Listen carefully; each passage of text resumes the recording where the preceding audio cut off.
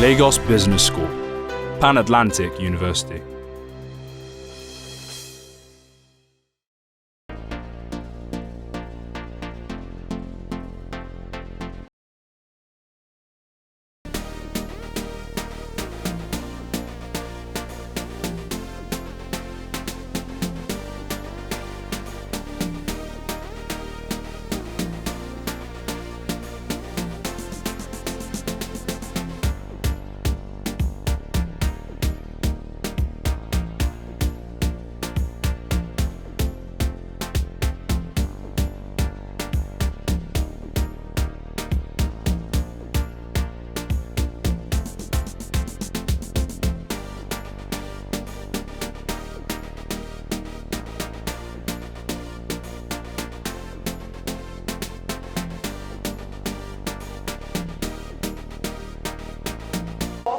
Businesses cannot thrive in a society that is not at peace, and it is therefore imperative that we begin to think about how we can find profitable ways of ensuring society remains at peace.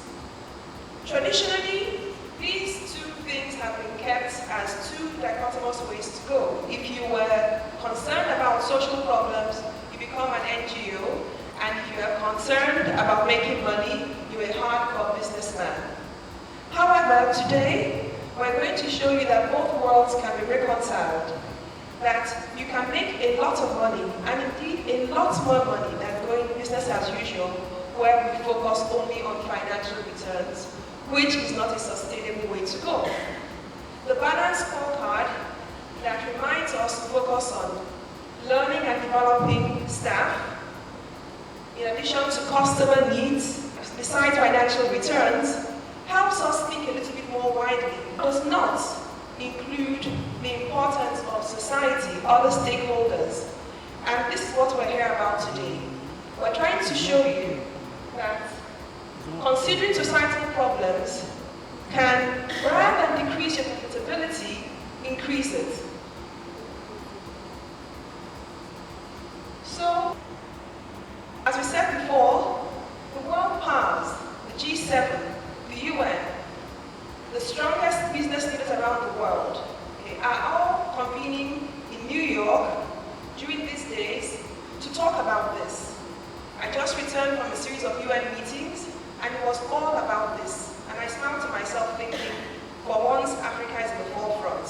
We're already doing this. Okay, so business deans and business leaders, as well as world leaders, are convening to talk about transforming the way businesses are done to ensure that they are acting as a force for good.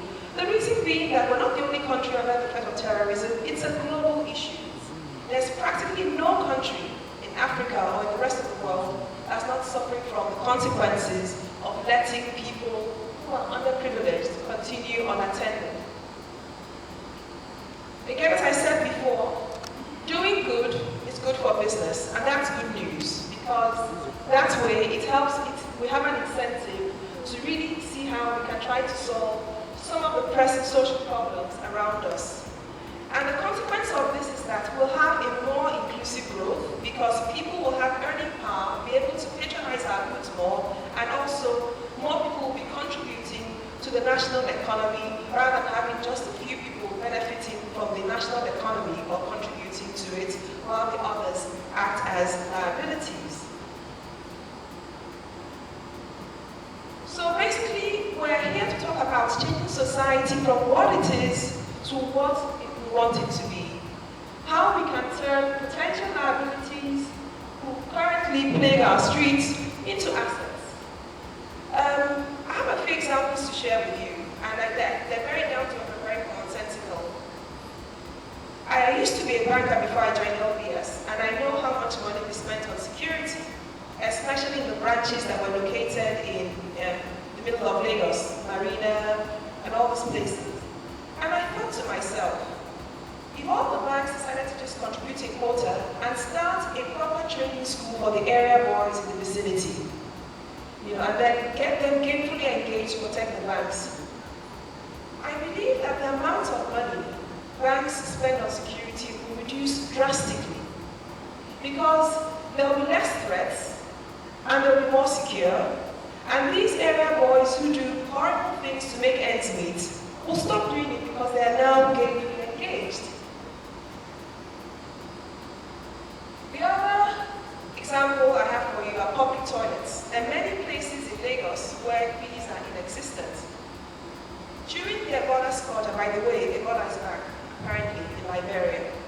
Yesterday, I got news that a 17-year-old corpse was tested and it was positive for Ebola. Anyhow, talking about public toilets. During the Ebola scourge, I was really worried because I thought to myself, this is one scourge that helps us understand that our lives are very intertwined. We all had sanitizers positioned outside our offices, people checking temperatures with contact thermometers, forgetting that our drivers, nannies, cooks, cleaners, all come from densely populated areas with hardly any sanitation facilities, where 10 to 20 families use the same toilets or bathrooms, which means that if one person in that community gets it, while we're checking the well-dressed people who come through the doors, the cleaners who come through the back door would just be the unexpected threats. And so, I thought about this idea of having public toilets and showers, fee paying of course, but at least giving these people a possibility. And one of my students ran with the idea. And as usual, I had a feasibility study, and the results were amazing. I thought we didn't have public toilets, but indeed we do. You don't want to know what they look like because they're never cleaned. And usually it's just one facility in some dingy part of town. And to my surprise, she said to me that she found out that they make between 40 to 50,000 naira daily. One dirty facility. And so she came up with this idea of having 12 facilities, 6 for women, 6 for men, in toilets and showers, well put together in terms of having the right things.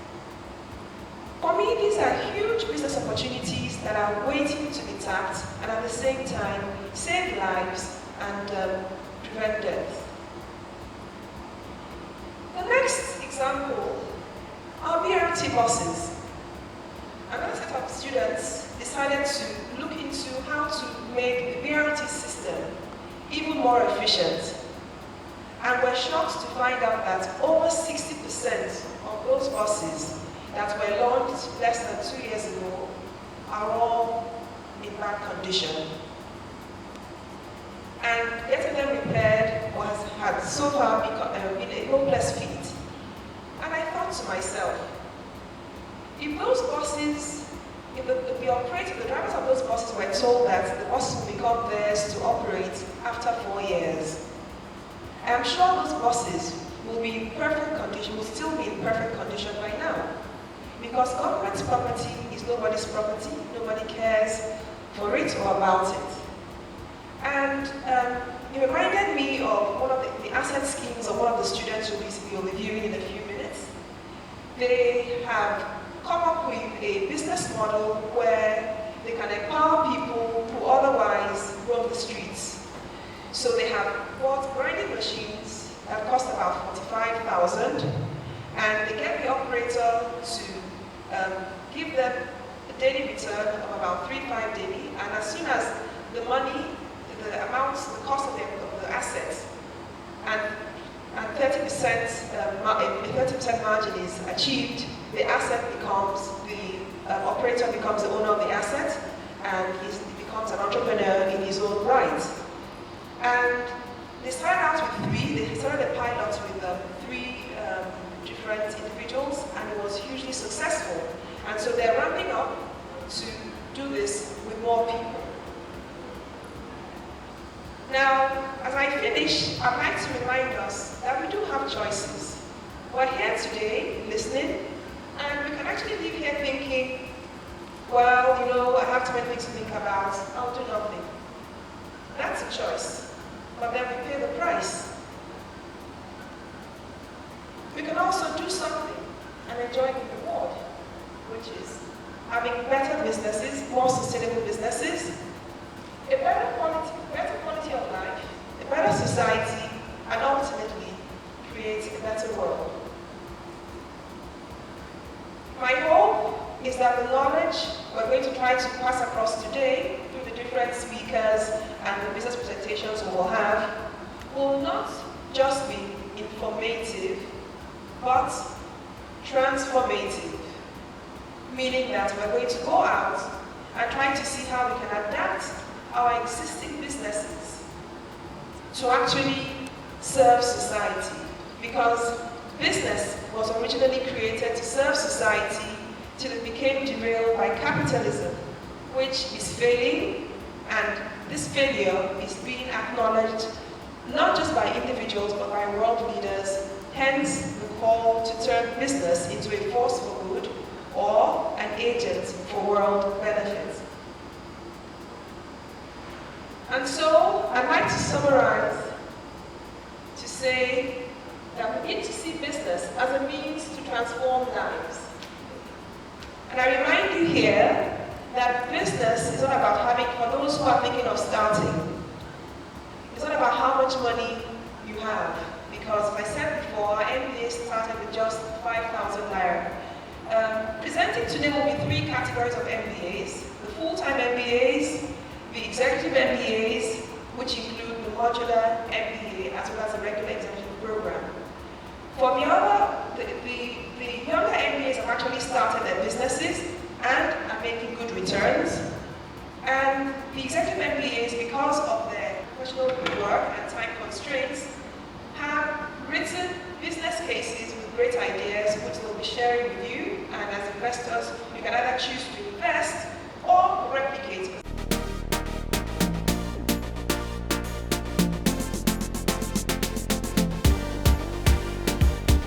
Hi, my name is Deja Guadi, and myself and my partner Yemi Adedayo, we're putting together a platform that connects auto technicians with people who have cars. These days, a lot of people are buying more sophisticated vehicles with electronic devices and so many things that are inbuilt into their cars. The last thing you want to do is take those cars to people who are not skilled, who don't have the ability to repair it properly. And so what this platform is going to do is to put together and bring technicians, auto technicians that are good with what they are doing, that are good with their trade, and put them on a platform where they can be accessed by several millions of people who drive cars, over 7 million cars in our country today, and 70% of which are not brand new. So the platform is going to bring together the auto technicians and bring together the people who have these cars, who are looking for competent people to help them repair their cars and bring them together in a way that they can benefit from each other. How do we make money? We make money by providing priority ranking services, advertising on the website, on the platform, okay? And we can also ask people to pay a sign-up fee for for signing them on the platform. The platform is going to make an impact in the lives of these auto technicians because some of these people would never have had any other way to have access to people who can patronize their business. And so what the platform does is that it connects the auto technicians and people who are able to take advantage of their service, brings them together in a way that they can benefit from each other. With an investment of less than 1.5 million naira, the business will break even in less than 2 years, providing a lot of value to the investor as well as those that are promoting the entity. I believe that this is going to be a fantastic opportunity for anyone to take advantage of, and I look forward to seeing you. Thank you. Okay, my name is John Akura, co-founder Blue Age Logistics.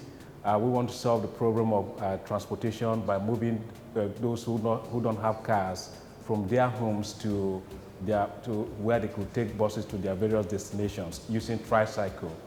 Tricycle is a very profitable business because you have profit margins of up to 70%.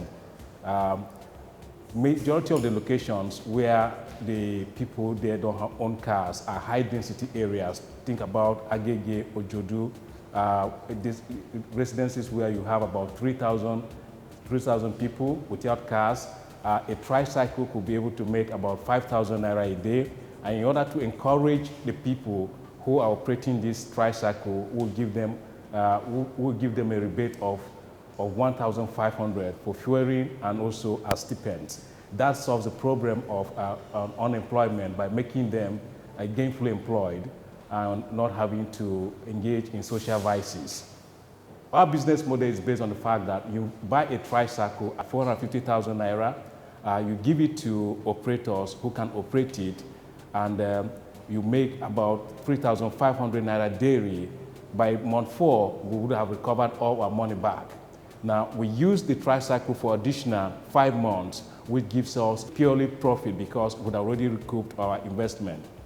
On the 9th month, what we intend to do as a way of rewarding those who are tricycle operators is to give them the tricycle so that they themselves could start operating the tricycle. Eventually, what we hope to do is to become a transport management company whereby what we do is to solicit people to buy a tricycle and give it to us to manage on their behalf. And that is why we are appealing to investors, those who have money, instead of putting it in their fixed deposit or in savings, which cannot give them profit margins of 70%, which is what this business is promising, to come and invest in our business. Hello, I'm Irene Nwaubi. And I'm Vivian Owaje. We're the founders of Empowerment Concepts. Empowerment Concept is a business that aims to empower the uneducated and unemployed people in our society by providing them with income-generating assets as a steady means of livelihood. We operate on a Chinese proverb that states, give a man a fish and you feed him for a day, teach him how to fish and you feed him for a lifetime. Our business model entails purchasing assets and leasing them out to operators. These operators are expected to remit funds weekly over a period of 2 to 3 months. Because these assets are not so expensive, the payback period is short. At the end of the period, a cost plus a margin of about 30% is paid back by the operators and the assets become theirs. In the pilot session, we were able to give out 3 machines and the repayment has been good. We now want to expand our business to have at least 10 customers in each 3-month cycle. This will increase the number of lives we're impacting and also our profitability level. We invite investors to partner with us to enjoy good returns on their investment while enjoying the fulfillment of having impacted lives positively. Thank you. My name is Okoho Etim. I'm the founder of Started Africa. Started Africa is a fundraising platform to enable micro and startup businesses get funding for their entrepreneurial drive. The business model is quite simple. Started Africa makes money from the commissions that it gets from helping the small businesses and micro businesses raise funds. Currently, we have close to 5,000 people signed up on this platform, and we expect it to grow with the execution of certain projects we've planned out to, and we welcome investors to support the vision we have in executing Started Africa. My name is Kene Ene. I'm Obialo. We are co-founders of Beauty with a Purpose. Beauty with a Purpose is a business set up to address the social problem of unemployment in women. We have identified that many women go into a lot of social vices in the bid to earn a living. At Beauty with a Purpose, we are setting up a skills acquisition business where we will teach women how to braid hair, bead clothing, and also style hair. We are going to teach women how to braid hair and bead clothes. Our business model is very simple. We are going to take in fee-paying students. We expect that with 40 students paying 30,000 naira, we'll break even in a year. We are also going to have a work-study program for students who cannot afford this fee. They will receive the training and work in our own salon to provide services to our own clients. Another income stream will be training workers for fashion houses and salons on customer service and etiquette. We will also be a source of well-trained staff for other participants in the industry, because many of these fashion houses and salons find it difficult to get well-trained staff. We will provide that service at a fee. Invest in this business and you get good return on your investment. Thank you. Thank you very much. Hello, my name is Glenn Olojaye. I'm the Managing Director of Entox Nigeria Limited. At Entox, our mission is very clear, and that is to provide affordable tissue paper to our consumers in a sustainable manner. For us, we have decided that our business must meet 3 key sustainability criteria, and we are very confident that, the business is on course. 1 is environmental sustainability criteria. Secondly is social sustainability criteria. And the third one is economic sustainability. At Entox, the options available to us is either to use virgin paper to produce tissue papers, or we go for recycled papers. Because of the environmental implication of using virgin paper, we have decided to go for the use of recycled paper to produce a tissue paper. Again, if we decide to go for virgin paper, we'll have to use a major component, a major raw material, which is chlorine-based bleaches. And chlorine-based bleaches is deemed to be harmful to the environment. So for us, it's a no-go area. So we have decided that we want to go the way of recycled paper. Then looking at the business from social sustainability angle, in Africa, the family system is such that for every employee, there are about 4 to 5 dependents. So we tend to employ about 10 to 15 employees, for a start. And we'll not just be reaching the lives of those 10 or 15 employees, we'll be reaching their dependents, which we estimate to be between 50 to 60 people. So, that way we'll be having multiplier effect on our immediate society. Again, looking at our business from impact investment angle, we intend to give 1 tissue paper to motherless babies for every 10 sold. So this is one of the ways we also intend to reach our immediate environment. Then lastly, looking at it from economic sustainability angle, the truth is that there is no way we can sustain the business from environmental angle or from social angle if the business is not economically viable. Looking at the numbers, the numbers are really very good. There is a compelling business case for us to go into this project. For a 20 million naira capex requirement for a start, we are looking at return on equity of about 48% and return on asset of about 30%. IRR, internal rate of return, of 161% and NPV of 98 million over a period of 5 years. You can't get this kind of return anywhere. Other compelling factors for this business. 1, in Nigeria, the estimated demand for tissue paper is about 950 million tons per annum. Meanwhile, the local production capacity is just 150 million. So there is a gap to be filled. And this is where we also come in. In addition to that, Nigeria is the fastest growing economy in Africa and the largest economy in Africa. So with all these, very positive factors, I invite investors to be part of this great opportunity.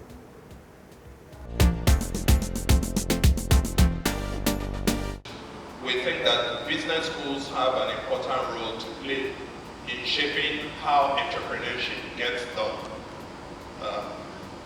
Many people who think about entrepreneurship, at least in this part of the world, see it sometimes as opportunism.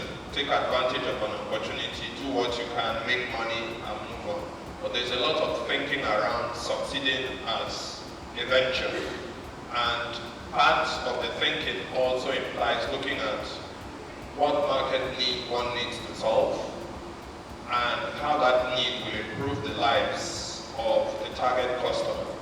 And so we're happy to host this kind of encounter because we think that we can brainstorm together and learn from each other in terms of how to achieve this. Also, another reason why I think it's particularly exciting that MBA students of Lagos Business School are involved in this fair is because I don't know if you've seen the current Financial Times rankings for MBA programs, the 2015 version. One of the results of the survey they carried out showed that recently students, MBA students graduating from top business schools who started a business right after the MBA were making more money than MBA students who passed through the same business school and went to the corporate world. They seem to be shocked about that.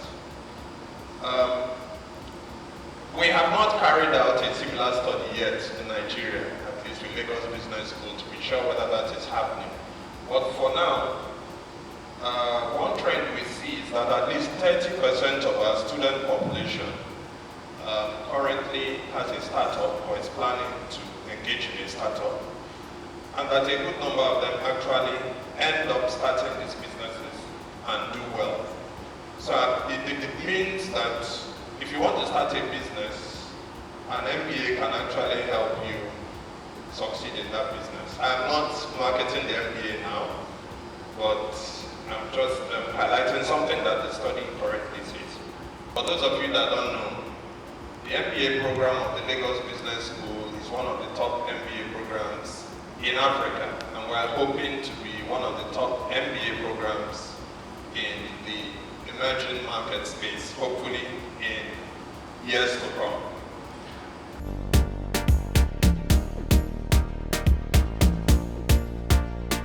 In trying to solve a problem, you can actually become very wealthy. And you can actually become very wealthy solving a problem and then doing it sustainably well. And so basically, what you would see was what I just taught, which is the principle of value creation. I think that for many years, people looked at Africa and thought of Africa as this poor continent that was so blessed. And we were told that wealth creation was going to be the solution to poverty alleviation. Unfortunately, we were told half the story. And when you think about wealth creation, it's basically what has caused many people in Africa to seek to create so much wealth for themselves, but sometimes forget to create value. As you've seen, we have seen many rich people emerge from the shores of Africa, and yet Africa has become literally a poorer continent as the years have gone by. And so basically, I want to quickly just use this analogy that I hope that I would find 5 people who can collaborate with me on this. Can I find 5 people who will come on stage, please? Daniel, and 4 others, please volunteer. Okay, that's 2. I need 3 more people. I want to show you something that I hope that if everyone understood, it will be able to, that's 3. I need 2 more people. If you would be kind enough, 2 more people. 3, 4. Okay, thank you. Thank you very much. All right, are you here?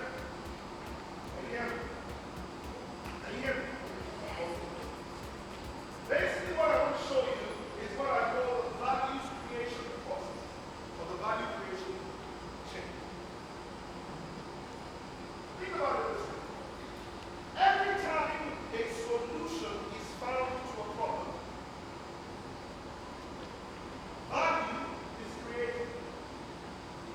So what's your name? No, I didn't. Thank you very much. What's your name?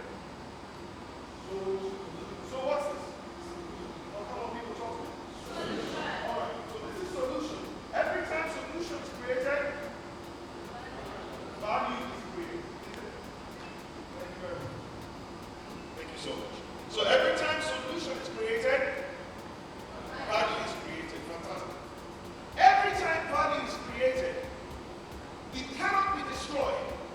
It will be rewarded with wealth. It may not be rewarded at the time that it was created.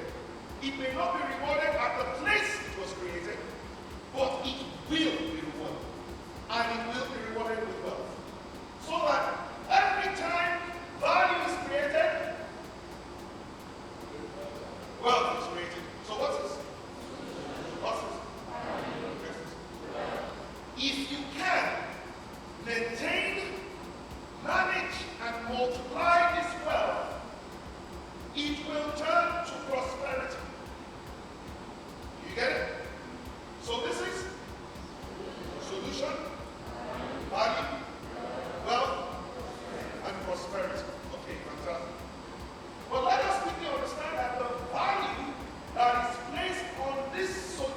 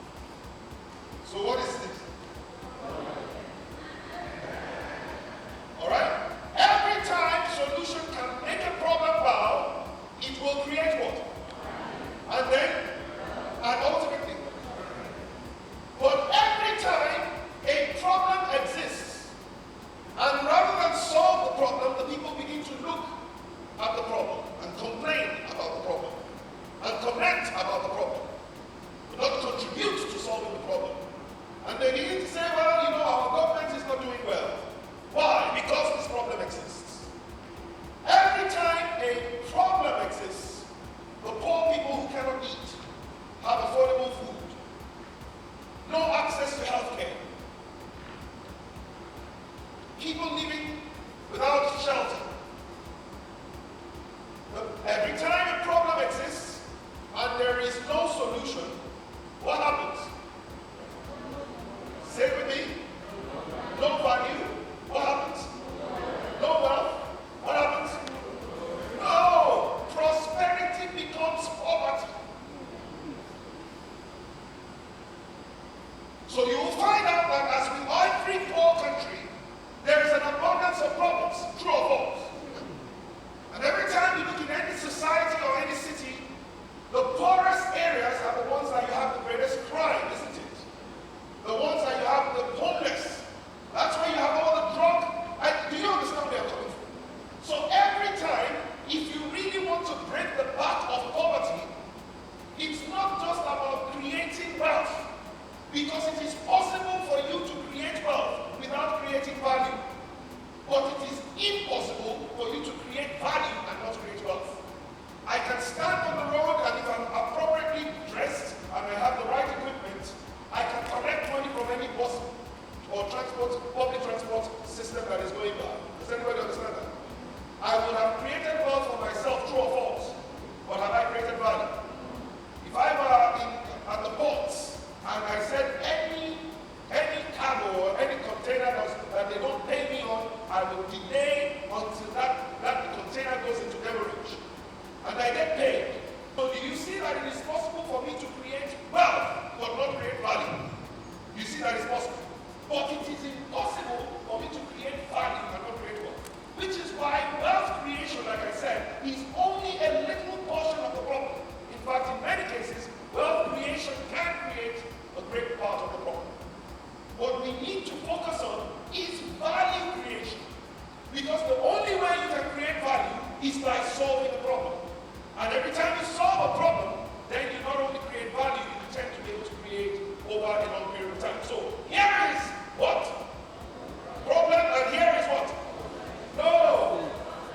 So here is problem, and to be able to break the back of poverty, what do you do? What do you do? Okay, how do you do it? Solve a problem. The moment you solve a problem, what happens next? Then what happens next? Then what happens next? Poverty becomes prosperity. Ladies and gentlemen, this is how we are going to solve the African challenge. The problem of poverty will become history as solution providers emerge. All of us, the African continent, all of us, Nigeria. Please put your hands together. If you do not secure those around you, your own prosperity will not be secure. In other words, the security of your prosperity is in the prosperity of others. I once read in a magazine last week that when your neighbor is hungry, your chicken is not safe. I don't know whether you understand what I'm saying. And the point is that, in a sense, it's not wise for you to become the sole shining light of success amongst an abundance of an impoverished lot. Let me put it in a way that I can help you understand, and then I leave you alone. In an abundance of an impoverished lot, a privileged few are an endangered species. And so one thing for us to think about is, yes, how can I make money?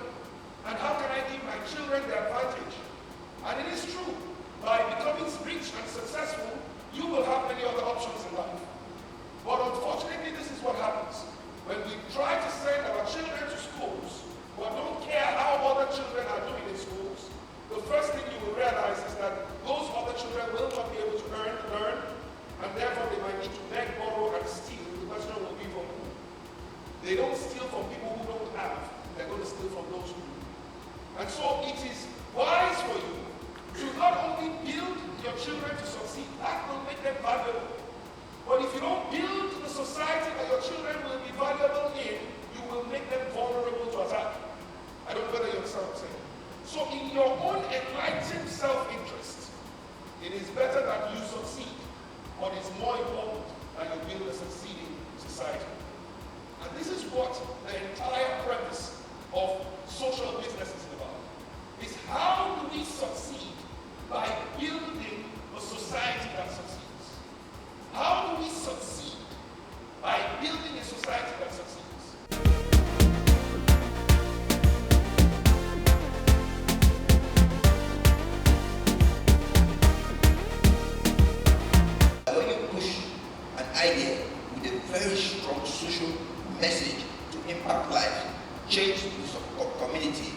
obviously things go better for you.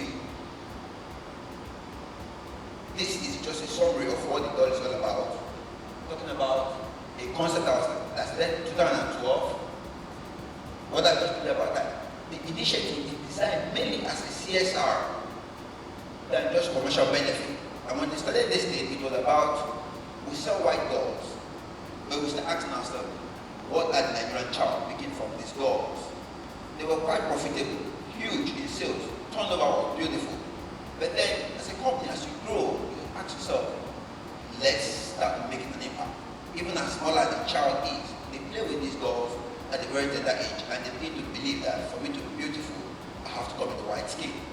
And we started this initiative with the hope that while we're making impact, social values, it will actually rub off on our bottom line. This is what we do today. Why I titled this, it's joy, joy, joy, is because I'm going to find more joy in this kind of projects. Before now, we're doing businesses that we felt it's all about profit. It's all about the numbers. How do they add up? We're thinking plain global. We never thought we would be getting calls from the UK. How do we stop your product? From the US. How do we get to meet you? But because we had an idea that wanted to give enough joy to the less privileged, these kids you see here are all wonderful, bright children. And one thing about this thing is this.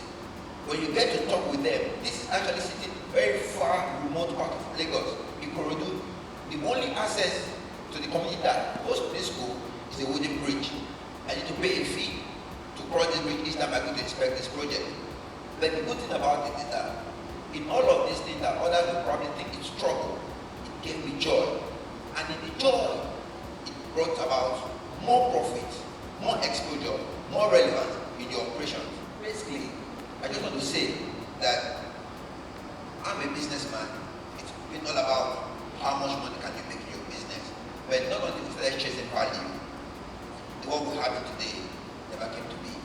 So this is actually what I would say about this. But I want you to understand that in all we do, the primary and the most important thing we should look at is how our business will add and make the social impact that's necessary. Thank you.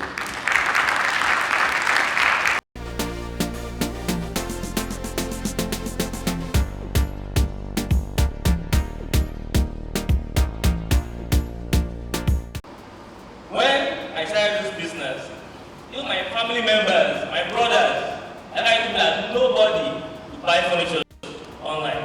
But now, we now have domestico.com.ng. We started the business from LBS. LBS was the one that kind of built the business for me. Because before I came to Lagos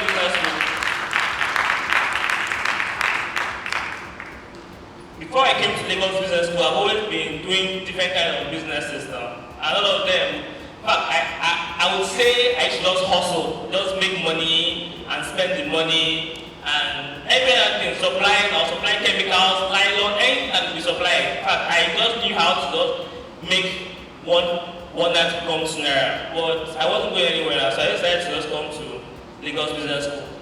So now, I always start my speeches by asking the question. If you're giving 5,000 naira by a very wicked investor that require you to give him back 5,000 naira every month, what would you possibly do with that money to kind of feed with that money and pay him back? But now I'll ask you another question.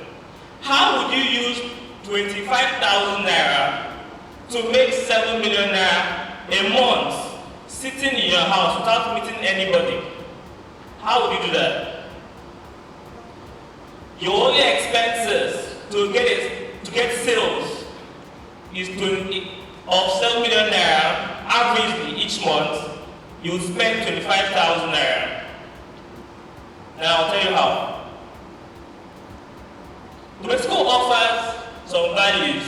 You know when they always say about businesses, you must offer a value and you must find a solution to solve. You must solve a solution to try and solve a problem. Now, if you look all around you in Ajah, you'd find furniture makers and a lot of empty lands, and people are moving to new houses, and people new house, we buy new furniture. So I wanted to actually start a business. That was the reason I came to Lagos Business School, but I didn't know exactly. But all I knew that this was the best time to start a business because of everything that was available. We had the internet, we had mobile phones, we had fast internet connections now. In fact, we even have ATM, online transfer, online payments. And I read a lot of books talk about, a lot of books abroad about how you can start a business and how most businesses online. So that's okay, the online business is where it's working, but what would really work online?